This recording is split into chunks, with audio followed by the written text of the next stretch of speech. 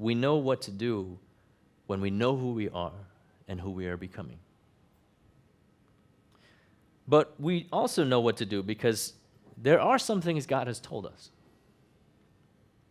It was in that book, Understanding God's Will, that I also learned an important distinction between general calling and specific calling.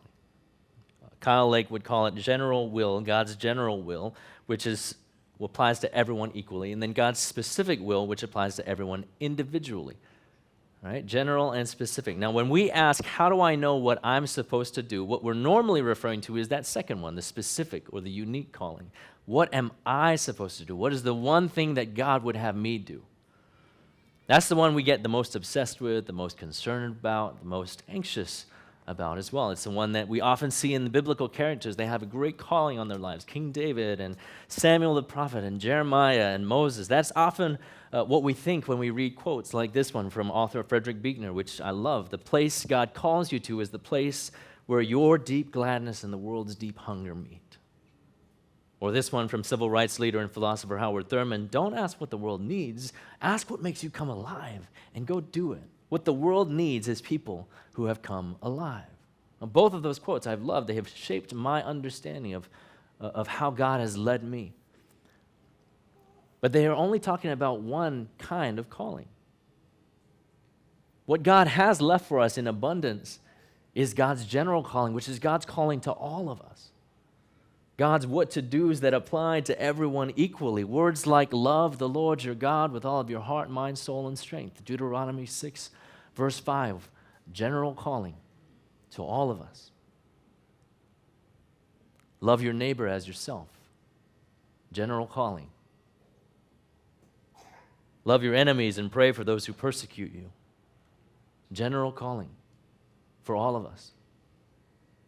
What does the Lord require of you but to do justice and to love kindness and to walk humbly with your God?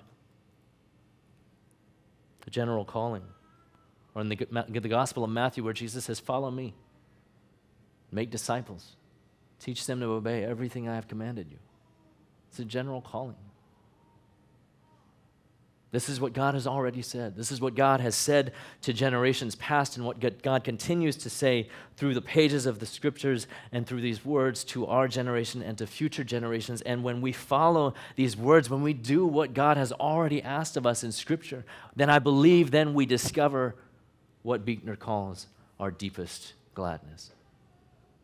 What Thurman describes as the thing that makes you come alive, because this is our Creator God speaking words of life to us. Speaking words that bring life to us if we listen and obey. And in fact, I would go so far as to say, unless you're operating within God's general calling, you're unlikely to discover God's specific calling.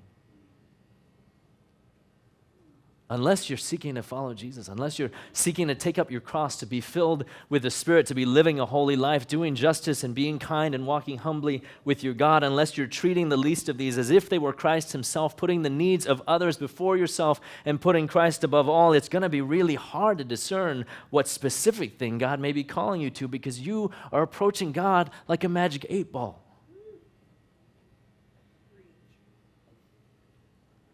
Because the hope of God isn't that we'd always be asking in every situation, what do I do now? What about now? Do I study for this exam? Do you want me to breathe? The hope of God is that we would grow and grow up and mature. That we would answer the call that he's already put in front of us to follow, that we be becoming the kind of people who are children who reflect the likeness of our heavenly parent.